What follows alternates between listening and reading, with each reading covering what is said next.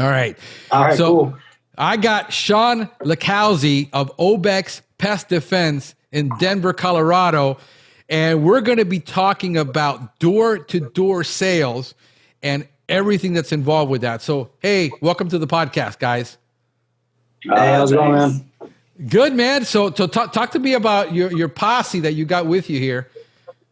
What's going on with these guys? Yes, I went up to college to do some recruiting before this whole COVID thing happened, and I had about 11 guys that I had recruited out. I had about 11 guys that I recruited out, and then some of them kind of backed out because of the COVID whole thing. Understandable. But my last day over at the college, I ran into Sam, and he actually sold for another company. So when he came across my booth, he kind of already knew what the Pest game was all about and everything. I had him come out, and then I said, do the whole COVID thing. I own another company, and like 95% of my money just disappeared pretty much overnight. So all my funding for my company, it literally disappeared. It was devastating. So I was looking at other options, and I reached out to Sam. I was like, hey, I got the last of my money salvaged up, man. Do you want to come out to Denver? I worked out a deal with one of my hotel accounts to give us 2 free rooms in exchange for shuttle service. So I was like, man, it's not that lavish apartment that I talked to you about and all that, but if you're willing to come out and help me get this thing going, I'll make sure you're taken care of.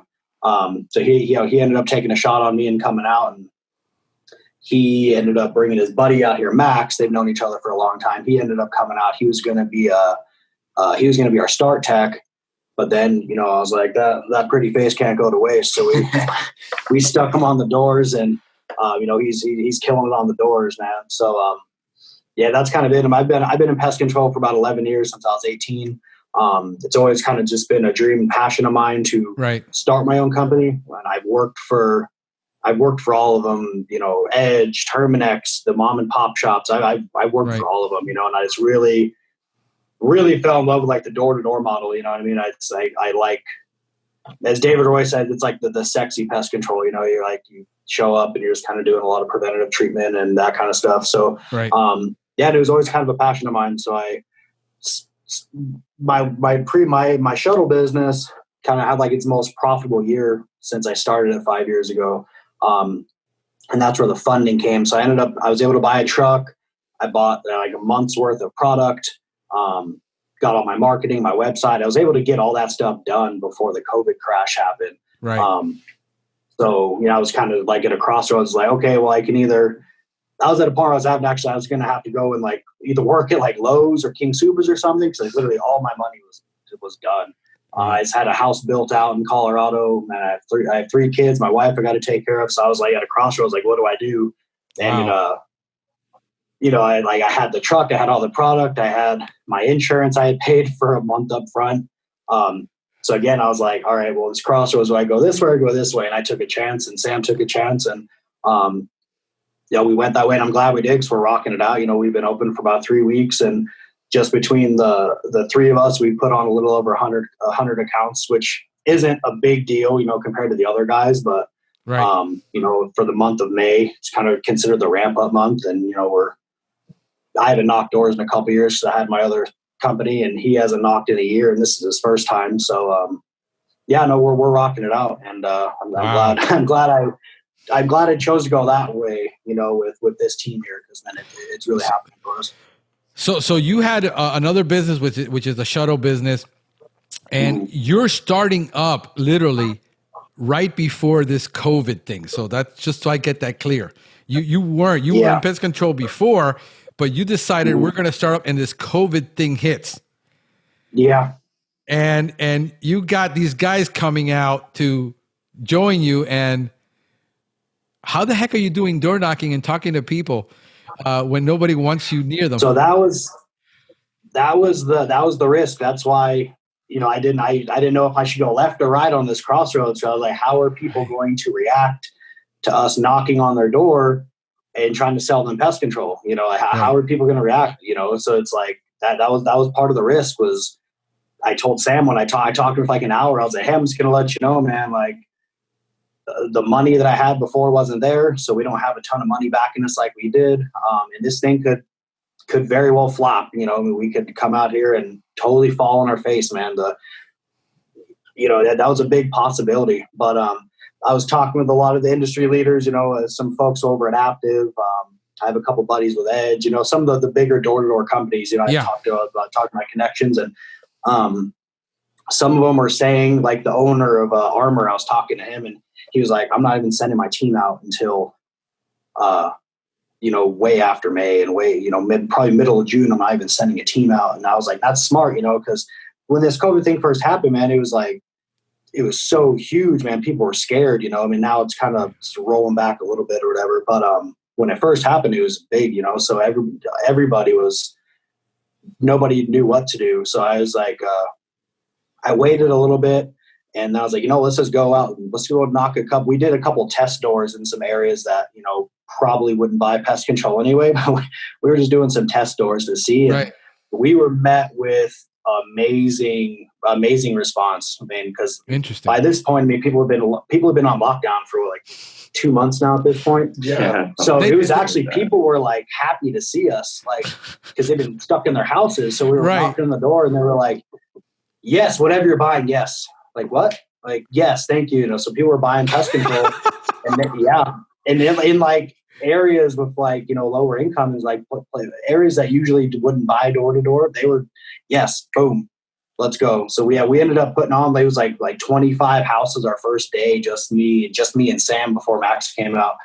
And we're like, wow, all right, cool. And then we went to some other areas that I know pretty well in Colorado. And no, we've been met with amazing. What do you guys think? I mean, like I've only had maybe 1 or 2 people like really get mad because we don't have the masks on, because we go to a door with a mask on, people have the Ring doorbells. It's like, oh my God, what's this guy knocking on my door? So we're just kind of going up and we're doing about 10 feet back. So we'll knock the door. We'll step about 10 feet back, not even 6, but 10. And hey, how's it going? And then we'll kind of close the gap as they're more comfortable. But yeah, we probably knocked over 1,000 doors in the last month between all 3 of us, and maybe 1 or 2 people actually. I wouldn't even say people got crazy, but 1 or 2 people like brought up the fact that we shouldn't be knocking doors right now. So the general consensus wasn't you guys are crazy. It's no. We're just dying to talk to anybody right now. If anybody shows up. For the most part, for sure, yeah, totally. I mean, I've had like. Usually when you're especially with pest control, when you're doing it, there's some conversation, but it's fairly a quick, easy process. Like, hey, we're taking care of the neighbors, blah, blah, blah, go through your pitch. And it's like, they either say yes or no. And it's like a relatively quick 2-minute sign up. And then the tech shows up and does the house, depending on your situation, how many technicians you have and all that. But now it's like, people want to talk about their kids. They want to talk about their family. They want to talk about, their war stories from COVID, so it's been amazing, man. I've knocked doors for several years and this has been the best year that I've had. I mean, not just because like this is my company and I'm like kind of seeing like the fruits of my labor, like going at it, but no, it's just the people in general. It's everybody's, I'm getting better response now than I did last, like a couple years ago when I knocked, and it's been really good. No, amazing. So are one of those your techs and one is your sales guy, or everybody's doing sales right now? So these are sales, our technician over there, TB. Yeah. Can you see him? How's it going? That's our star tech. We just brought him down from Colorado Springs. Okay. So yeah, the 3 of us are selling, and then we also have another tech, Vince. This guy, man, he's not here right now, but he's a warrior. He drives down from Greeley he drives an hour every day to come down here. He takes a chance on us. There's days that we flop where we only sold like 2, but I pay him per house, and he's a warrior, man. He drives an hour here and an hour back home. Wow. He's like, no, man, you guys are, I love the energy you guys are bringing. Like, I believe that you guys are going to make this thing happen. So yeah, the customers love him. He's never done pest control. He just turned 53 yesterday. Yeah. A nice guy, man. He's sticking around with us youngsters, and he's a warrior, man. I like that's awesome. And all the customers like him. I wish he could be here, but he said he lives in Greeley, so I can't have him drive. You know, he'd have to wake up like 7 in the morning, and like it wasn't worth having him come all the way out here. But if he shows up during this, we can introduce him. But yeah, that guy's awesome.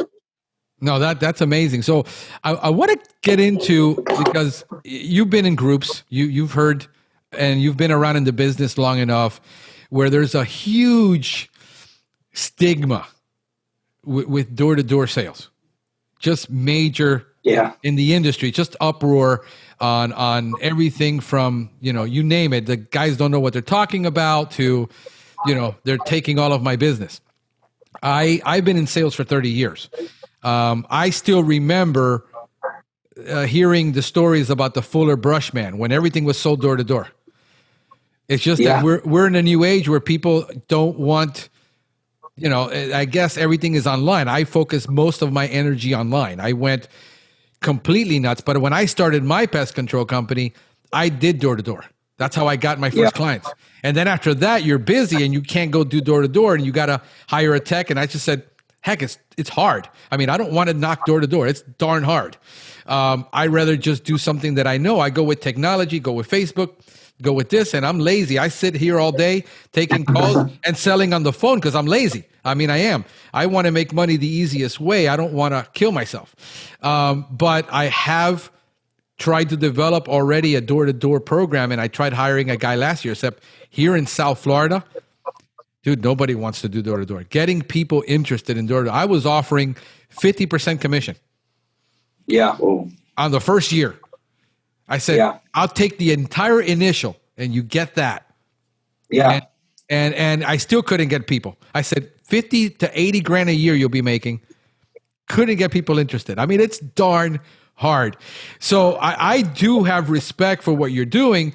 I don't ever think that a process or a system is bad. It's only as bad as the person who's doing it. So if you're lying to the customer, and you're a douchebag no matter what. I mean, you're gonna lie in your advertising. You're gonna lie in your marketing. You're gonna lie. It's never the media. The billboards work. Yeah, billboards still work.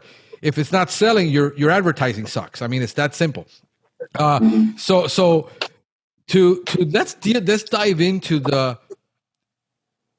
whole process of, if anybody is looking at starting, like, I want to do door to door. I mean, what's the day like? I mean, how does your day start, and how many doors you guys knock on a daily basis, and how does that start for you guys? Yeah, so we, like I said, we're just kind of ramping up in May, but generally our day starts at 9:00.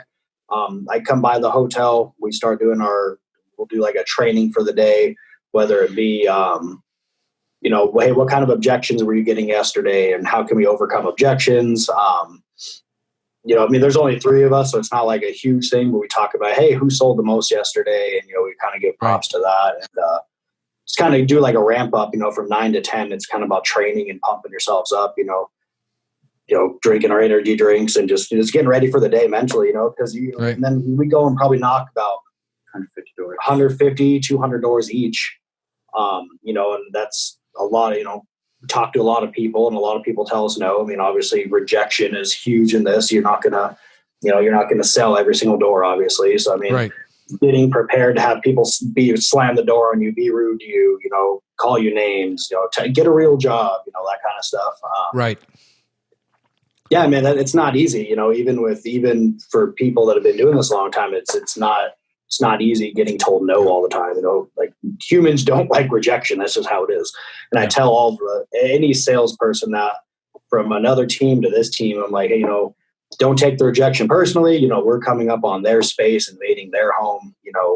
Not everyone's going to be happy to have someone knock on their door. That's all there is to it.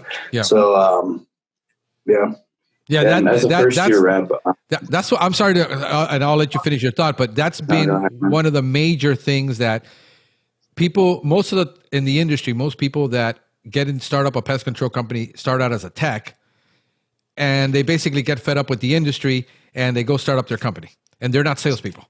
They were techs their whole life. Yeah. And the whole issue of that getting rejected constantly, I mean, I got a pretty thick skin. You can tell me no 100 times a day. I only care about the one yes. I don't care about the 99 no's. So the mental preparedness that you have to go through to just understand that it's going to be 99% no, but you really just keep knocking for that yes until you get that yes. That's just basically even the best sales reps. I mean, yeah, they're looking at like 97% no's. Even the greatest sales rep, the guys that sell 1,000 accounts a year, still are met with 97% no. You know, so you have to tell your first year reps like, hey, you're doing fine. Like, so I like all the other companies, they post all their sales numbers a lot of the time, and I screenshot those and I show these to my team like, hey, you know, per rep, I mean, we're doing what all the bigger companies are doing as far as numbers go.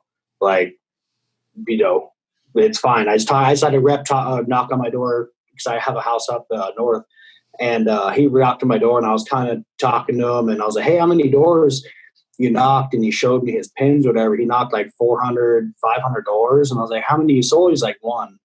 He's like, you know, so 500 doors. And he knocked 500 doors. You sold one account.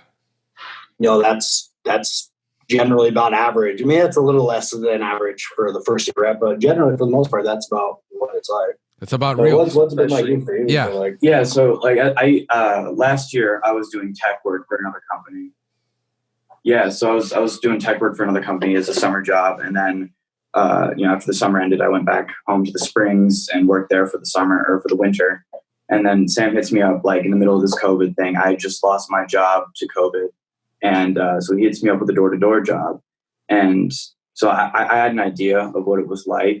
And so I was really interested, and I came up here, and I was worried that I wouldn't be able to sell a whole lot because of COVID, because of my lack of experience. But the training has been really good. Sean's really been helping coach me up to get where I need to go. And like you said, it's really just about the numbers. It's a numbers game. The more doors you knock, the higher the chance that the next one is going to be. Yeah, I tell everyone a broken clock is right twice a day. You know what I mean? So bet, you know, you knock enough doors, you're going to get at least one pity sale. You're going to get at least one golden customer if you knock enough doors every day. I mean, if you're not coming home with at least one sale a day, you're either not training enough or you're not knocking enough doors. You know what I mean? I mean, that's all there is to it. You know? That's the brutal reality of it. Yeah. I mean, you know, they call it bageling or donut, whatever. I mean, that's going to happen from time to time, but you know, it comes down to you're not knocking enough doors. You're not putting enough time in. Maybe you spent an extra 30 minutes on lunch that you could have knocked another 10 doors. You know, I mean, the reality of it, and I tell everyone this, between first year reps and experienced guys, I mean, it is a numbers game. You know, you've got to put the work in. I mean, this is 6-figure income, you know, no doubt, but you have to put the work in. Like, there's all there is to it. You can make 6 figures in 4 months, but you have to put the hours in. You got to put the miles in. You got to put the knocks in. That's all there is to it. You know, there's no easy way around it. You know, the guys that want to go and start trying to get leads online, that's all fine, but nothing's ever going to beat out going door to door and direct sales. Yeah, they're nothing. You know, you know, click funnels and sales funnels and all that. That's all grand, and you know that definitely works. But still a minute percentage, because I mean we're running Facebook ads and it's one click on 12, 13, 1400, and you need about 20 clicks before you get to one yes. So you've got to go to 12,000 to get one sale. It's just, I'm lazy. I don't mind paying 27 cents a click, you know, to get to $20 to get, you know, to get the $20 to get one lead and sell it. And it's a numbers game too. And I understand what those numbers are. So I don't get disappointed when I say I run an ad and, hey, it took us $20 to get a lead. Wow. $20 is nothing compared to a Google click at $26 a click. You get a $400 job off that. Yeah. $20 leads. It's not a big deal. Yeah. So that's, you know, that's the game, as long as you understand it. But I mean, from your perspective as an owner and a manager, what people don't understand, and let's get into a little bit of that dynamic, is that I've been a sales manager. As a sales manager is what you really are. You're running a company. You're managing the tech. You're focused a lot of your attention on training every single day these sales guys and motivating them every single day. That's the majority of your job. You can't just hire people and say, go out and sell. And just, if you're worth your weight in your salt, you're going to make the sale, and hire seasoned salespeople. Because seasoned salespeople in this industry are used to leads coming into them and saying, I've got 10 appointments today that you've set for me through marketing, where I pay an average of 10% of the sale for marketing and then pay you a 25% commission. It's totally different mentality than traditional sales. You've got to stay coaching all the time. Yeah, keeping everyone's, especially because a lot of your sales rep are college kids, like younger college kids, 18, 19, 20 years old, like they're still developing mentally, you know what I mean? So it's like keeping up with them and, just reassuring them that, hey, you are doing good. And at the same time, having those conversations of, hey, you haven't made a sale in like 7 days. We need to figure this out. You know what I mean? But it's a fine balance you have to do. Because I've heard of like horror stories with other companies that like they don't make a sale for a couple of days and they're threatened to be fired or sent back home, and like these it's crazy. Right. It's like you can't do that. That's not going to get results that you want. I mean, you gotta have a fine balance of boosting them up, but coaching and that's a big piece of it, is like controlling the other guys' like mentalities, like letting them know, hey, you're doing a great job. Let's keep it rocking. You know what I mean? Yeah. So this is all mental. I mean, you go, like I said, anybody can go knock the doors. It's all about mentality, getting told no 100 times and then being told yes. It's like it's ups and Sam Taggart, he's like the D2D expert. The Sam Taggart, he's like the door guy. Yeah. He says it best. He's like, door guys it's all ups and downs. We're up and then we're down. We're up and then we're down. We're up and down. It's like a emotional roller coaster every single day. And that would take its toll on anybody, especially I said college kids that, they're still young, they haven't really experienced a whole lot, so it's like keeping up with that and their mentality, keeping their mentality strong. That's a huge piece of it. Yeah. Because I worked a lot with young people. I still have, I would rather hire a young person to do this job than somebody who's older, because there's just too many biases that they've already built up in their mind about, especially in selling, where there's no biases there. They're doing this, chances are, for the first time.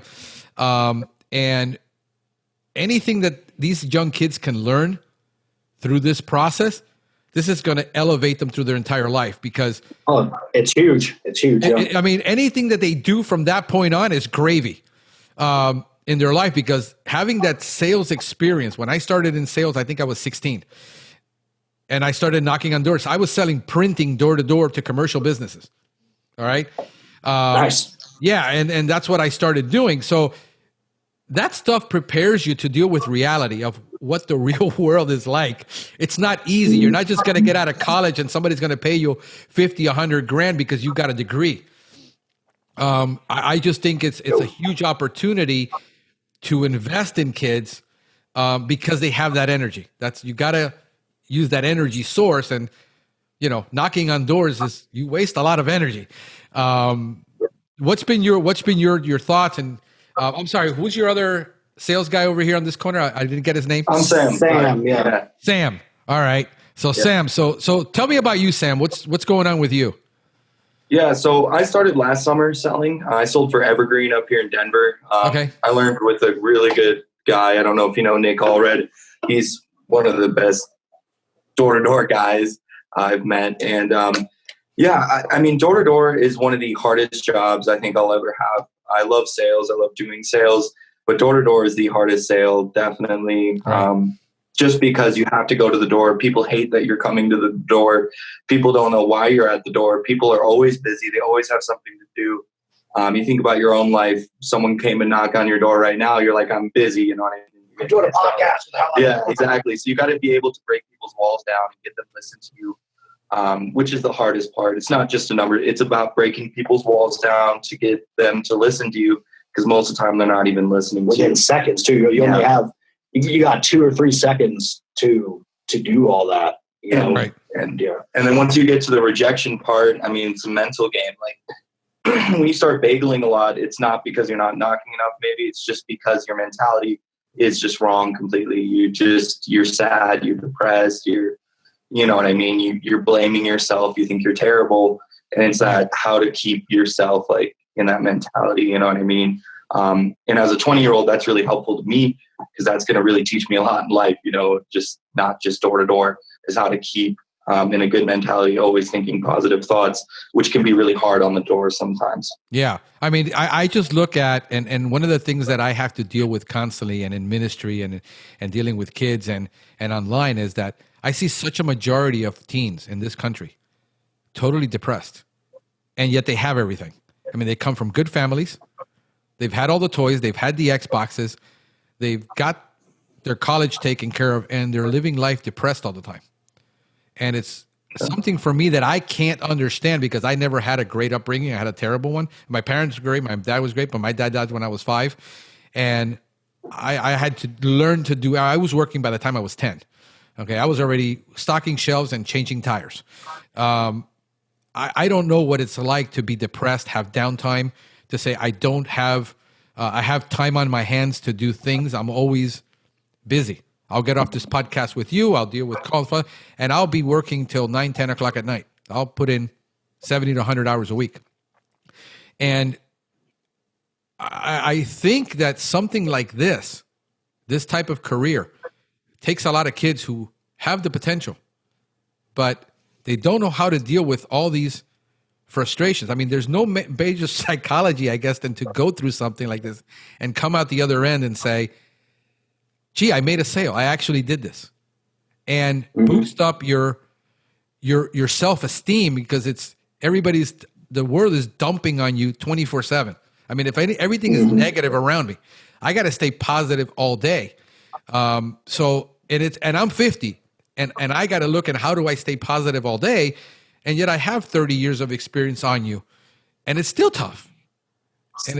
So, I mean, I think people need to see, and that's one of the reasons I talk about this and I bring this up and I put it out there, because there has to be other opportunities for kids to do things like this, especially those that are outgoing and are extroverted and wanna, if you're an extrovert like me, who's a dreamer and an entrepreneurial spirit since I was a kid, I didn't fit in school. I was bored to death. The academic world didn't mean a whole lot to me. That was tough for me because I didn't fit in with a lot of the kids around me. Yeah, same here. Yeah, I mean, it was really tough for me to be a teenager, and on top of that, be sick and all these things. So this is why I invest so much time in this, and I think it's just an awesome opportunity for you guys to do what it is you're doing, and just get ahead and learn how to get ahead in life from a very early age. I mean, I think it's amazing.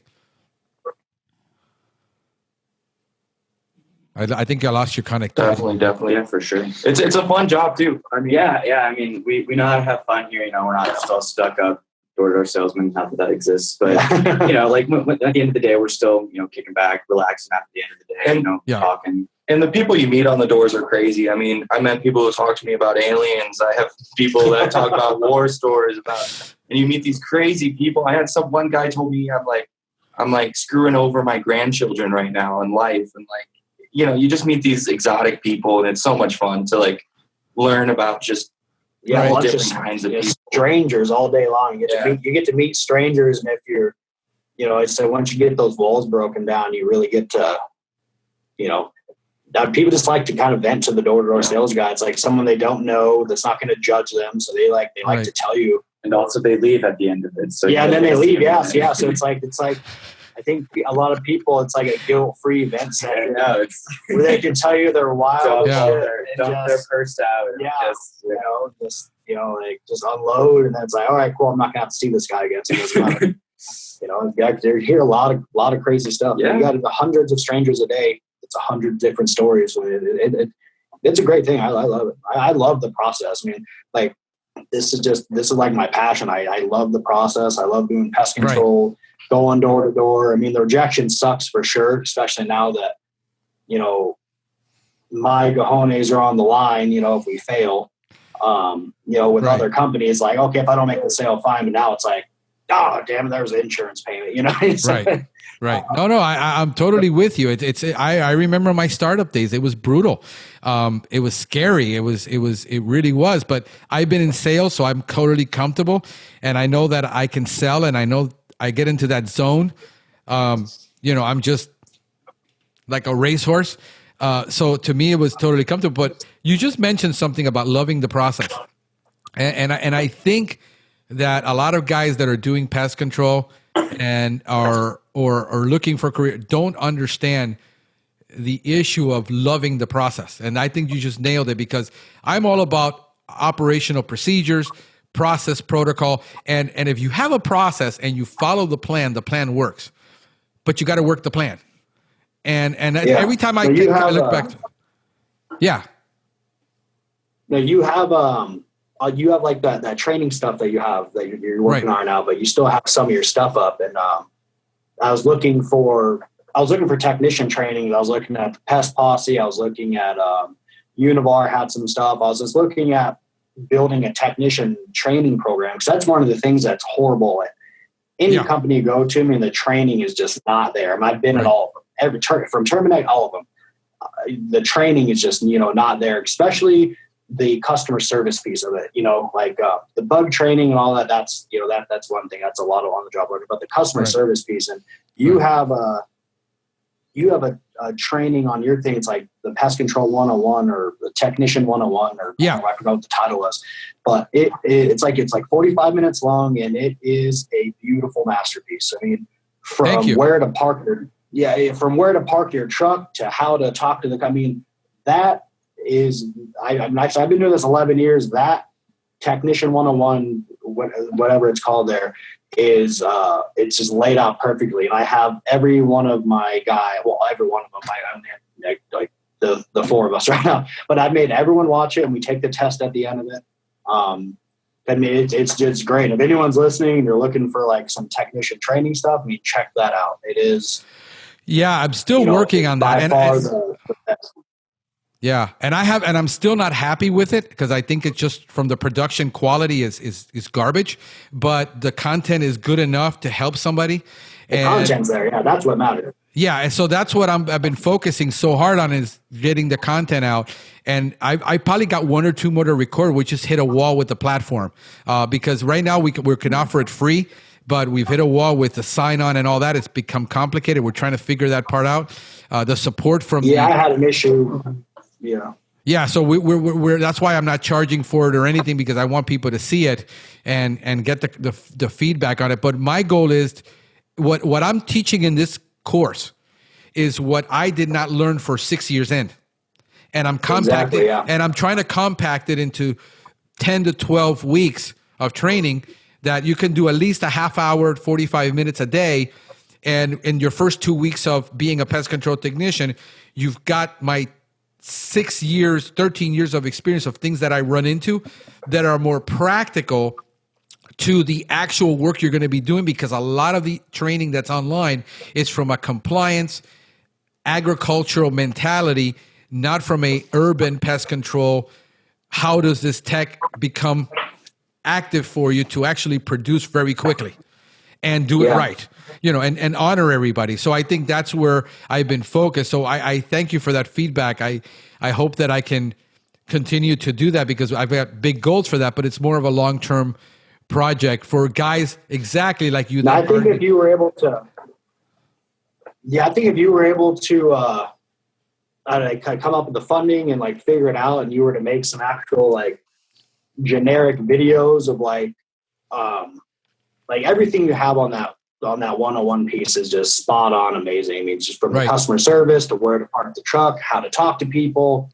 I mean, the details on that is just crazy. I think if you were to come up with a video, just a generic video of a technician pulling up in a generic truck, I think that's killer, man. That content you have there is worth gold. I mean, if you can figure out someone to video, pretty much just like video your content, like have the truck pull up and have the camera show where the truck pulls up. And, the actual step-by-step really being done. Yeah, exactly. Have it videoized, so it's like visual. That's brilliant. Gold, man. Like I've looked I've looked, I mean, like, like Pest Posse is great. I mean, the Univar stuff is great, man.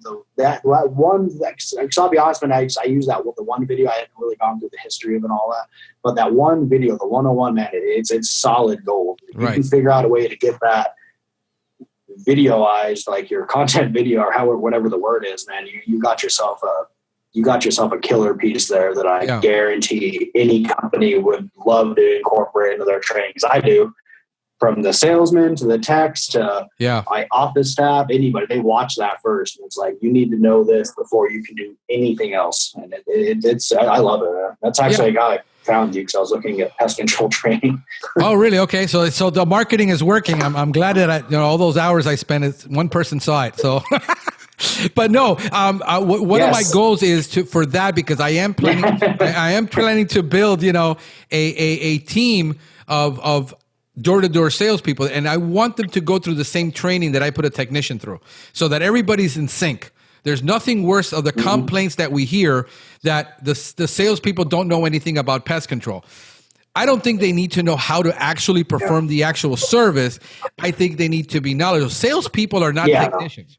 They don't need to go and say, we're going to apply the bait here and there and this and that, because that's not the job of a salesperson. It helps. It helps to know the process. It helps, like technicians. Yeah, people like technicians that go from tech to sales, they always sell a lot more their rookie year because. I lost you. Oh, there you go. You came back. Notification. No problem. The technicians that go from tech to sales always sell more their rookie year, just because they can be a little bit more specific of, hey, I see you got some ants here. My guy's going to come out here and put the granular bait down. They're going to pick that up. It's really interesting to watch. You know what I mean? So it's like, it is important. I tell Sam that all the time. It's like, he doesn't really know anything about the products. He just knows how the service works.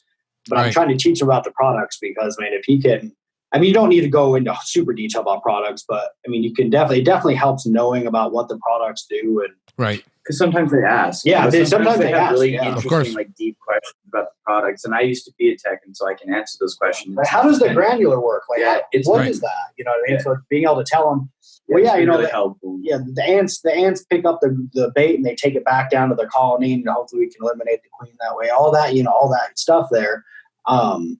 Customers do like it, so it's like, is it detrimental? No, absolutely not. But it does help you out with sales for sure. Yeah. No, yeah. Being able to explain basic pest control and how people will ask you about, I saw this roach and what is this roach? And, the technician, we get it all the time, the funny jokes, it's an American cockroach, and he tells them, it's a Turkestan roach, because he doesn't know the difference.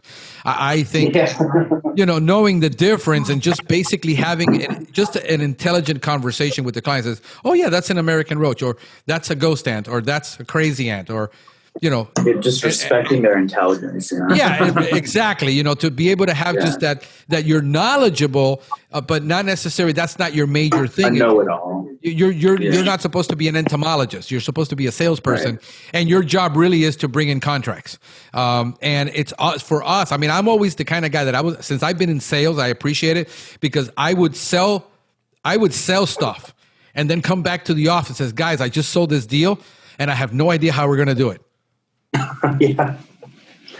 I do it constantly. I just sold this massive deal and I have no idea how we're going to pull it off. And here is manufacturing trying to say, dang, Frank, how are we going to do it? And I got everybody scrambling because there's enough money on the table to make it happen. But that's how I roll. I go out and I sell things, and it's like I brought the business in. That's my job. You guys figure out how to make it work. Yeah. It's your guys' job to make it work. If you tell me that we got ants and roaches and this and that, and it's a contract and you're going to do it in 2 services, that's up to the tech's job to figure it out. Now, obviously, I don't want to sell a bed bug job for $165 that is going to take 3 visits. The company's not going to make. My manager is going to override that. That's going to say, no, Frank, you're an idiot. I'm never going to approve it.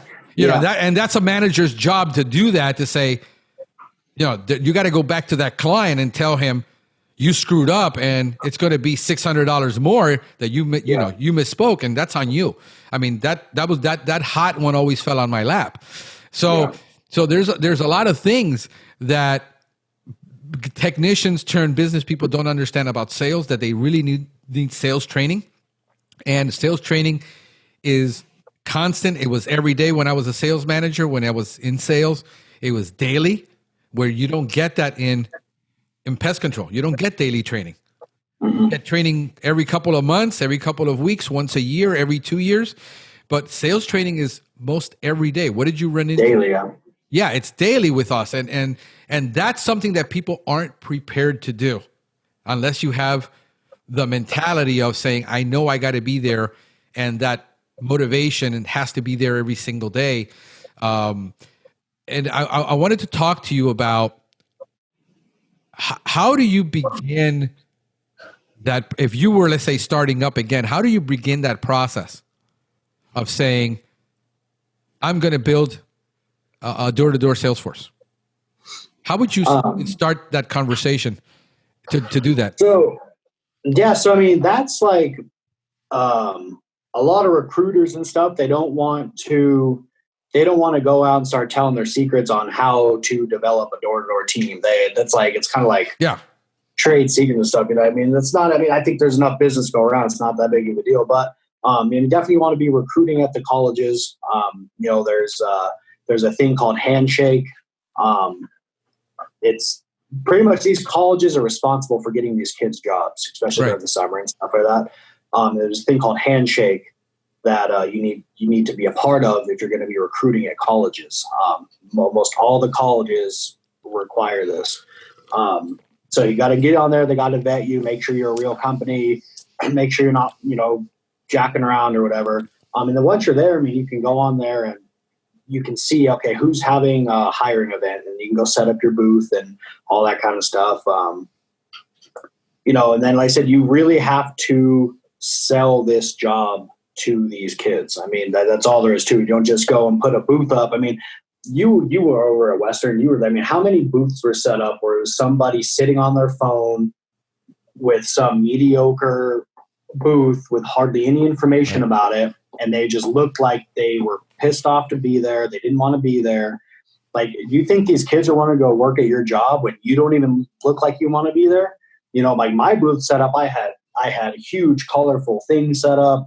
I had music playing. I was giving out energy drinks, candy bars, like, hey, I had my numbers right up there on the board. That's another thing, transparency with me. I was like, hey, this is what you could make here. Are you going to be making $100,000 your first year? Probably not. Definitely not. But you could definitely make 30, 40 grand in the next few months, and that entices people. But so you want to be honest. You don't want to go and start talking to all these kids about how, oh, you're gonna make $100 grand this summer. Come out with me and sell. You're gonna make $100,000. You're gonna be partying every night, and it's gonna be the greatest thing you've ever done. It's like that's a very unrealistic of what your first year of sales is like. Even your second, third year isn't like that for a lot of people. So I mean that's kind of where it starts. So I mean you gotta be good with sales to begin with. Then you got to get on that handshake, go talk to your colleges, call them up, say, hey, like that's what I did when I went up to recruit my team, is I called the college and I would say, hey, I have a really cool opportunity, for your students.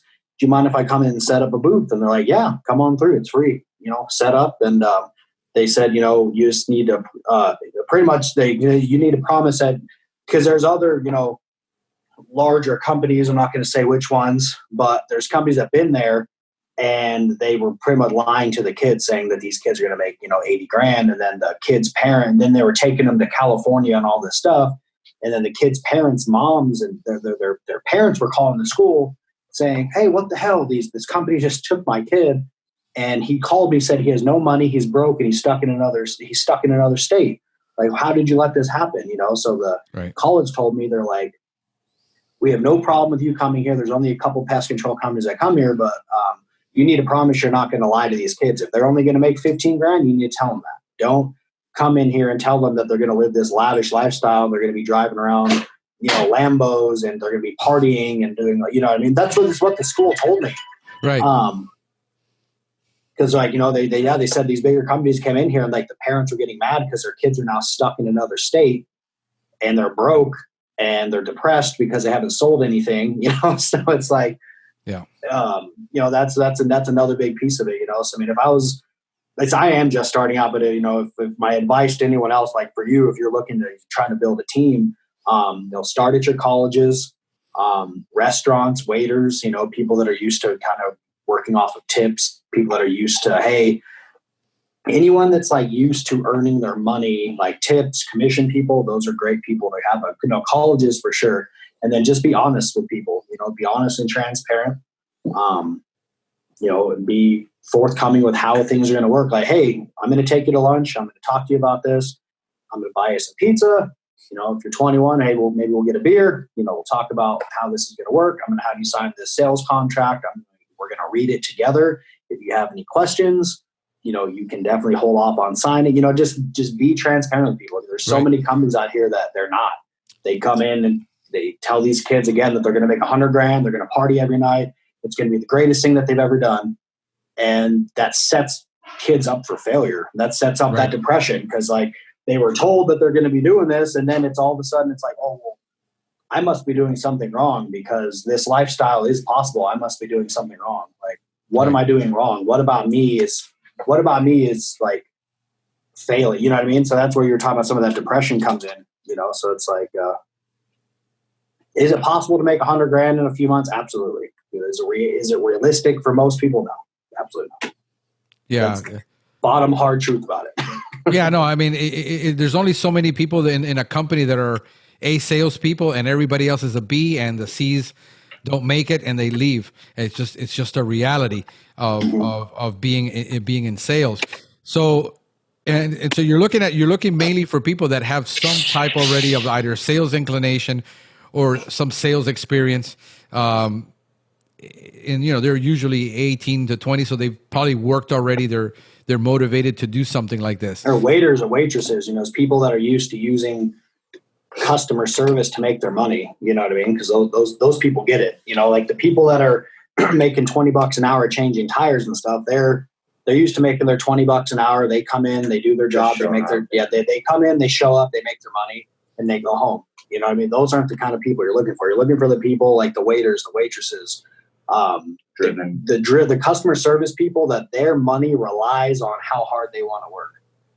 So you don't, I'm not saying people like that make hourly wages aren't good, but like I said, I haven't really seen where those people really thrive because it's like, like they're used to making that, $20 an hour and, that they're used to that. And they don't want to take, I've had so many people, they would rather go and make $16 an hour guaranteed. Right. And that's what I'm going to make no matter what, as opposed to potentially making, most of these reps are making like 20, 30, $40 an hour. I mean, even the first year reps and stuff like that. So it's like, they'd rather go make $16 an hour than potentially make $40 an hour, but possibly, you know what I mean? They need that guarantee. A lot of people need that guarantee and there's nothing wrong with that. You know what I mean? There's plenty of jobs for those kind of people, but those aren't the people that you want to try to recruit. You want to recruit, like I said, the waitresses, the waiters, the customer, the people that work for tips, lawn care people, the ones that do like the lawn care guys that get commission on lawns. Those guys are hard working and they're used to walking because they're walking the lawn. There's anybody can do sales. It's just kind of you got to find the person with the right mentality to do it. Yeah. Yeah, it's a toughening of that mind and getting used to. Yeah, you're right. I mean, if you're used to making hourly, you get paid by the hour. You go home and you're done. If you're used to making tips and you got to do more to get those tips, then you do more, and that's just because most tipping jobs you're getting paid minimum wage or less. Yeah, like your paycheck isn't anything. Like if you don't perform, you aren't really making any money other than maybe $100 a week. It's like those are the people that you want on your team. Like. Those are the hardcore guys. Sweet. No, I get it. So I know you. What's his name again? He's the door millionaire, right? D2D millionaire. The book. No, that's a different guy. But Sam Taggart, he's the door to door. He's the guy that does door to door con. Door-to-door con. Okay, gotcha. Yeah. I think I'm in his group. Yeah. D2D experts, door-to-door tribe. I think you're on door-to-door tribe, maybe. I'm door-to-door tribe. That's Sam Taggart. Yeah, that guy's a savage. Okay, so if somebody's looking to say, I want to start a door-to-door, does he have a good course? Yes, he has the door-to-door expert course. I'm honestly not familiar with it. I bought the recruiting course from him, and I think it was like $200 or I forgot. Don't quote me on that. But I bought it for him, and he pretty much kind of tells you how to recruit people. Like using when you're recruiting people, he pretty much just tells you how to do it. Yep. And it's a pretty cool course as far as like just explain the details. Like make sure you get their phone number, make sure you follow up with them. He kind of explains the reality of, maybe somebody might not want to sell for you for 2 years. You might get a lead on a recruit and you keep in touch with them. And then 2 years later, he said, okay, fine, I'll pull the trigger and come sell with you. He just kind of explains the reality of what it's like to recruit. That guy, he's the best at it. He's like his information's great.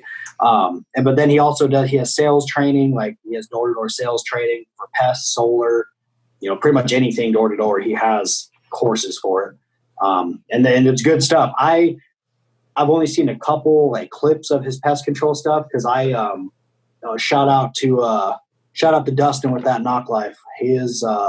I've seen his videos. I've seen all his videos. Yeah. The Knock Life. Yeah. Really cool video. That's who honestly kind of Adam Sellers with Armor Pest Defense. He kind of got me into door to door. I mean, I'd sold pest control as a tech door to door. I'd spray that house and I'd go knock the neighbors. And I was honestly selling like 4 or 5 a day just as a tech, just knocking the neighbor's house. But it was easy because my truck was right there. It was kind of easy. And then Adam Sellers he saw my numbers on their little program. He's like, whoa. You're wasting your time just being a tech. You need to come out and sell for me like right now. And I was like, I was one of those guys like, I got a kid, man. I need a guaranteed check. I can't risk failing. You know what I mean? So I was one of those guys, like I couldn't risk failing. So I didn't do it. And then I ended up starting my transportation company and that kind of blew up. And then I had some free time. So I hired my managers and that was pretty much running itself. So then Adam hit me up again and he's like, hey, what are you doing these days? Like nothing. And I was actually thinking about getting into door to door. So he brought me on to Armor and I started knocking there. And I was selling like 2 or 3 a day, which was okay. And then I came across Dustin, the Knock Life. And I started selling 6, 7, 8 a day, like that. Like it was like if I came home with less than 7, it was like that was a failure for me. So it was like anything less than 7, I was pretty mad about because his content is just spot on. You can get the Volt that knocklife.com. Go to the Volt. I think it's like $1,000 and it's like 100 videos. But it's like any type of objection that you are going to come across, he has a video how to get over it. He has videos on the pitch, the roadmap. I mean, it's amazing stuff. So, man, if you're listening and you want some more training, thatknocklife.com. Shout out Dustin, that guy. He really made a difference in my whole career. I mean, if I didn't come across his videos, I wouldn't be able to do this right now. No, that's amazing because the just to put it in perspective, you say your experience and you're selling 6 to 7 a day. How many doors are you knocking on roughly on those days? It was probably about 150, 200 doors, maybe more. Because I was knocking hardcore they said we had the same thing. We met up at the apartments. I used to drive like 45 minutes because I was the local guy. So I had a house in Parker. So I drove like an hour up to where they were at. I'd get there about 8 o'clock. We'd go from like 8 to 9, 9:30 on training. And then we hit the doors about 10. And I'd go from like 10 to 8, 10 to 9. As soon as I'd go until the sun went down. I even made a couple sales at dark. I don't like knocking after dark. A lot of companies like require you do that. I didn't like that because it's like I have a kid. I was coming from a different background than a lot of those younger kids. So I was like, I would not like someone knocking on my door at dark. But I made a couple sales, like a couple go backs. I'd go and it'd be like 10 o'clock at night, and I'd be sitting at their kitchen table, and we'd be getting the pest control contract signed. But so I'd probably knock 150, 200 doors, possibly more that day. It was literally if I sold less than there was some days obviously I didn't sell 6 or 7 all the time, but if I went home with less than 6 or 7, that was a disappointment for me, because it was after watching his videos, it was just like the roadmap and how to, I had a problem with like overcoming objections. Like being told, like, cause you can be told no, like 6-7 times and still make a sale. Like I would get told that no. I was pretty much looking for golden customers, and a lot of the reps that would look for golden customers. It's like, hey, I'm doing pest control for your neighbors. If I can get you on the route, blah, blah, blah. And it's like, unless they said, yeah, cool, how much is it? I pretty much like shut down. If they told me no, I'm not interested, whatever, I shut down and walked away. But now after watching his stuff, it was like, he gave me some ammo to be like, okay, well, you have another company, and then just, give yourself an extra few seconds on the door. He was this game changer, man, that stuff. And I said, I haven't watched any of D2D Experts pest control videos. I've seen a couple clips of them and they look awesome, but yeah, no, that Knock Life is the Knock Life, yeah, spot on. He's got a lot of videos out. I've seen a lot of this stuff. I just watched another yesterday. Yeah, no, pretty cool. So let's talk a little bit about pest control, because you're in the pest control business, and you're in Denver, Colorado. And what are the main problems? I'm here in Florida. Obviously, it's different. You guys are more in a drier, hotter, arid area. What is one of your major pest problems that people call and complain about that you have to deal with all the time? And this year it's moths. Yeah, this year it's moths. Moths are crazy. Ants really? And moths. Okay. Yeah, ants and moths. You walk through, you kick a bush, and like 400 will fly out. Like it's ridiculous. Wow. Okay. Yeah, I mean that's pretty bad. I mean, just your spiders. Spiders. Yeah, wasps. I mean, pretty much everything you see around the country. Colorado's not like super. We kind of have a mix of a lot. I mean, in 08 it was bed bugs. We were like a huge epidemic. But that's when I got into pest controls in 08, when the bed bug thing was like popping off, and I was going out there fumigating and doing all that hardcore stuff. Kind of died down a little bit now, but yeah, no, I'd say I get a ton of calls, and my rodents, ants, and moths right now. Because I'm on Home Advisor, and I get leads sent to me all day, and I'd say 90% of it is those three things: rodents, moths, and ants. Interesting.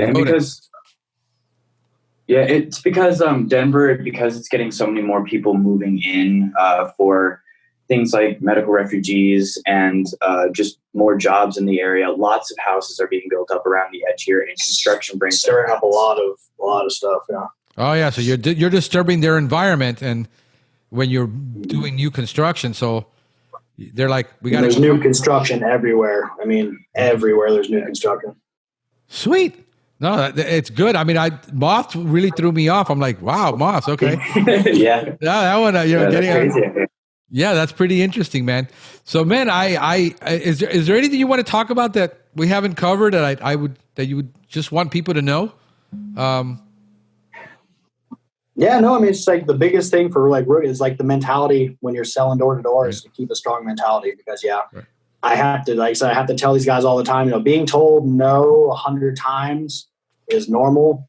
Getting 1 or 2 sales a day is completely normal. There's nothing below average about going home with 1 or 2 a day. You know what I mean? Because like it's easy, like because like me and Sam, like when we're on it, we're like 5, 6, 7 a day, and he's knocking out like 1 or 2. So he's seeing our numbers, and it's like, you're doing fine. Me and him are just killing it right now. We're gonna have our bad days, which he's had the last couple of days. I had a week where I was just getting slammed, and then I kind of picked it up. So I mean, just keeping up with your rookie reps and letting them know, going home with 1 a day it's totally normal, and it's totally good. I mean, it's not good for your pocket wise. Obviously, you want to make money, but it's normal. Don't let that get you down. And I'll screenshot some of the other guys' numbers, like, Aptiv, Moxie, all these guys, they all like on Instagram, they like post a lot of like their top reps or posted pictures. Like, look, this guy's their top rep for the whole day, and he only sold he sold 10. And he's been doing it forever, So I mean, the fact that you sold 1, it's not horrible, you know what I mean? Like, because there's a thing, it's like, unless you're selling 20 or 30 a day, you're failing. It's like, that's absolutely not the case at all. Right. Yeah, no, one of the things that also, when I was in sales, is like, I'm looking at my month. I'm not looking at 1 day or 2 days or 3 days. I might not sell anything for 2 weeks. And I understand that it counts at the end of the month. By the end of the month, my quotas have to be there. My numbers have to be there, or I don't eat. I mean, I never, that was it. So as long as I'm meeting my numbers, my quotas, and say, this is what I have to make at the end of the month, 1 or 2 or 3 days, it could be fine. I could be in a bad neighborhood. And let me ask you this about preparing your mentality when you're going into a neighborhood. Because I stopped doing that. I stopped judging the sale. Like, oh, this, we're in a bad neighborhood. This is not going to sell. And then you're selling like gangbusters because for some reason, not judging the sale and things like that, or where you're going and saying, well, we're just getting bad neighborhoods where we're knocking on. What's your thought on that?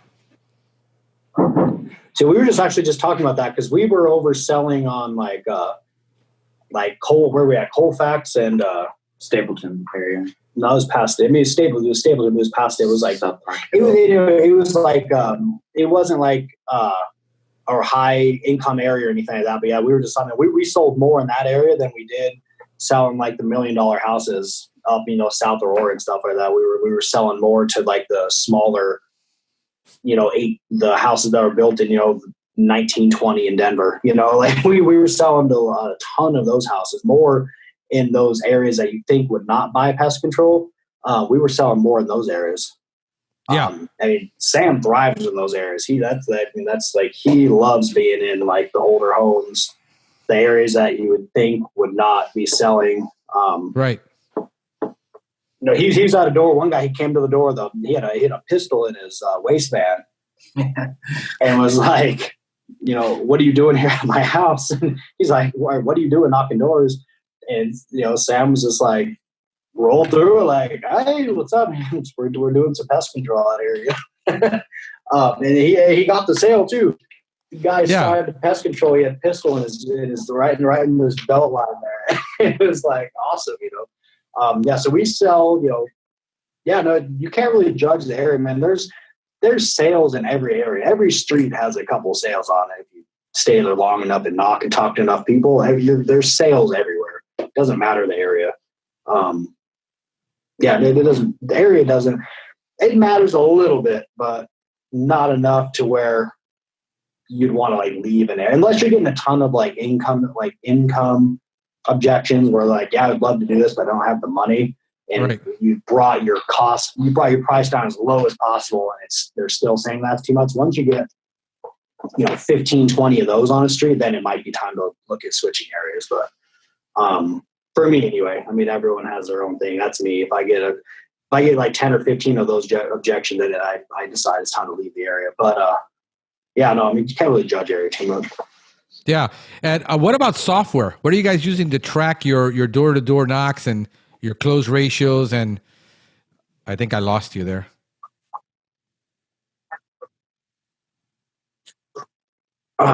So can you hear us now? Yeah, it's breaking up a little bit, but I can still hear you.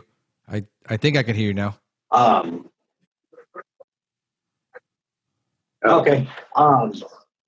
So we I was gonna kind of like everyone else, we're gonna use pest routes and sales routes. Again, like when this whole COVID thing happened, I lost like all my money. Right. And sales routes and pest routes is like kind of more the expensive way to go. It's the best. So I found actually a company called Pocomos, Pocomos. Okay. That is, it's been awesome. I've looked at Fieldworks HQ. I've looked at Brio Stack. I've looked at all of them. Right. I think so. It's, I was looking at the best software, what was going to work for us. And Pocomos has by far been awesome. It has the only thing that I don't like, and they're working on it, is they don't have like a sales app. So, everything is like internet. So you got to be on the internet constantly, which kind of drains your battery. But they have the sales side of things where you have your sales maps and all that. It's pretty much like sales routes and pest routes built into one, because you got your operating system on there. It's all the same thing instead of having to have two different things. Sweet. No, that's awesome. It comes with your custom contracts, like your 5-service agreement. It comes with, it's pretty much all set up for you from the start for like what we do as far as like door-to-door 5-service agreements and all that. You can set up one times. I love it. The owners of that place, these names like Lance, and then my account manager, David, they're very responsive. You know, I'm talking to them about, you know, maybe spending a little bit of money with those guys and having them customize some stuff straight for us. Right. No, but it's awesome. You know, I think it's pretty much, it's like pest routes and sales routes built into one. That is sweet. Sales So routes, chemical tracking and everything. A lot. Everything, yeah. Chemical tracking and everything. Oh, interesting. Everything that you would need for what we do for the sales, the door-to-door sales. You can track all your leads. You can pin houses, create your customers, have them sign the contract right there. Your credit card processing, everything is all right there for you. And it's great. I mean, it's extremely easy to use, man. It took no training. I'm not extremely tech savvy, but it took no training. I was able to figure out how to put a customer in there, how to manage the customer profile, everything. And it's cheap as well. I mean, you get unlimited users, unlimited sales reps, unlimited technicians, unlimited office staff. And it's $100 for up to 300 customers. And then it goes up to like 149 up to like 1,000 customers. I don't know their whole pricing structure. Exactly, Right. But if you're just starting out, it's really good, especially money wise. Like I said, with like sales routes and pest routes, I was going to be at it was like $30 a month per user per sales rep. So it's like there's 3 sales reps. That's $90 right there, and then the program itself is $199. So I mean, you're already looking at over $300 for what I'm doing, and so I'm saving like $200 a month using Pokémos. And it does the exact same thing. It's not as pretty, it does have there's some downfalls or whatever, but it works perfectly and it's easy to use. So I highly recommend anybody that if you're doing paper systems right now or using like Google Calendars, I would spend the $100 and get on Pokémos because it's automatic scheduling. Yeah, it's automatic scheduling. You can like set up to where once you're on the door and you're making a sale, you can do like, hey, have this technician, your preferred tech, and it automatically schedules it for the next forever. So you don't even have to go in there and worry about going through your job pool or any of that. It like auto schedules everything. Right. So I said, if you're like a one-man show and you don't have a ton of time to be in the office, it's great. I highly, highly recommend that. For bigger companies, I don't know how it would work with like bigger companies. I said it does have some of its little glitches and issues, but nothing that prevents us from doing our jobs. You know what I mean? So you could easily run a 5 to 10 man route. Well, Vantage Marketing, I'm sure you've seen them. They use Pokémos. Oh, okay. I guess they just have it branded to them.